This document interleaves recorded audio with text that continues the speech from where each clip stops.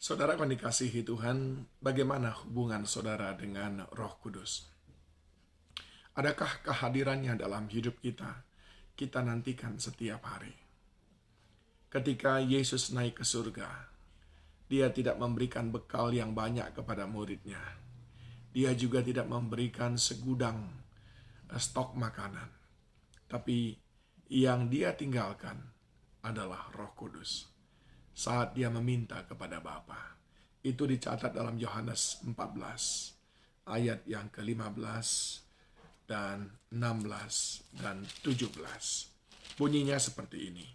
Jikalau kamu mengasihi aku, kamu akan menuruti segala perintahku.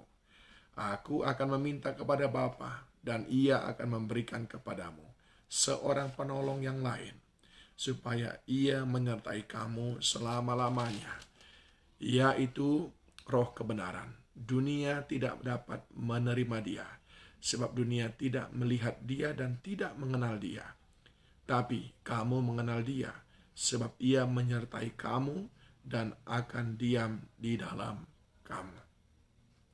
Saudaraku yang dikasihi Tuhan, dalam hidup ini kita tahu ada banyak hal yang tidak bisa kita selesaikan sendiri.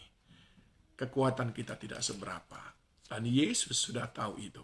Dia tahu bahwa murid-murid akan menghadapi tantangan yang besar. Tapi dia tidak membiarkan murid-murid sendirian. Dia memberikan seorang penolong. Bahasa aslinya Parakletos. Nah, siapa yang akan mendapatkan pertolongan daripada Roh Kudus? Dari bacaan kita yang singkat ini tadi, kita mengerti. Orang yang mendapatkan pertolongan daripada Roh Kudus itu adalah orang yang mengasihi Tuhan. Dikatakan dalam ayat 15, jika kamu mengasihi aku. Dan bukti kita mengasihi Tuhan, dikatakan bahwa kita akan menuruti segala perintahnya. Adakah kasih kepada Tuhan? Ada dalam diri kita. Ketika kita menghadapi persoalan yang berat, kasih kita kepada Tuhan jauh lebih besar daripada persoalan kita. Sehingga sekalipun persoalan itu besar, kita tetap cinta Tuhan. Kita tetap takut akan Tuhan. Kita tidak menghalalkan semua cara. Kita tidak mau melakukan cara-cara yang tidak berkenan bagi Tuhan. Sekalipun itu mungkin seketika bisa menyelesaikan persoalan kita. Tetapi cinta kita terhadap Tuhan terlebih besar. Sehingga sekalipun kita harus menderita, kita tetap kuat menanggungnya dan tetap mencintai Tuhan. Yang kedua, siapa yang mendapatkan pertolongan daripada Roh Kudus? Dia berkata di sini adalah mereka yang tidak dibutakan oleh dunia ini. Mereka yang tidak dibutakan oleh dunia ini. Dunia ini tidak dapat menerima dia. Itu dikatakan di ayat yang ke-17. Sebab dunia tidak melihat dia dan tidak mengenal dia. Tapi kamu mengenal dia, sebab ia menyertai kamu dan akan diam di dalam kamu. Yang pertama tadi apa saudaraku? Orang yang mengasihi Tuhan. Mereka yang mendapatkan pertolongan Roh Kudus. Yang kedua adalah orang yang tidak dibutakan oleh dunia ini. Bukankah di dalam kitab Galatia pasal 5 dikatakan keinginan daging berlawanan dengan keinginan roh. Keinginan daging adalah representasi daripada keduniawian. Orang yang penuh dengan keduniawian, dia tidak mengenal pekerjaan Roh Kudus. Dia bahkan mungkin merasa tidak butuh.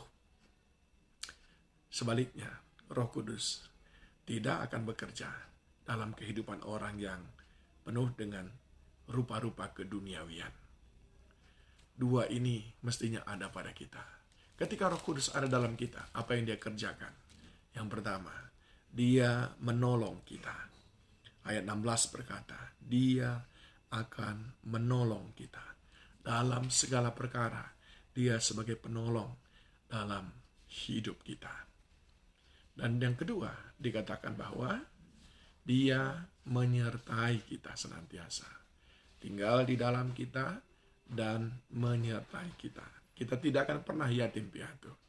Dia senantiasa menyertai. Orang mungkin meninggalkan saudara, tapi tidak dengan Roh Kudus. Yang ketiga, dikatakan dia diam di dalam kita. Roh Kudus mau berdiam di dalam kita. Artinya apa? Dia mau mengendalikan hidup kita. supaya kita selalu selaras, sehingga kita bisa melakukan kehendak-Nya seperti yang Dia mau. Saudaraku yang dikasihi Tuhan, kekuatan kita tidak seberapa.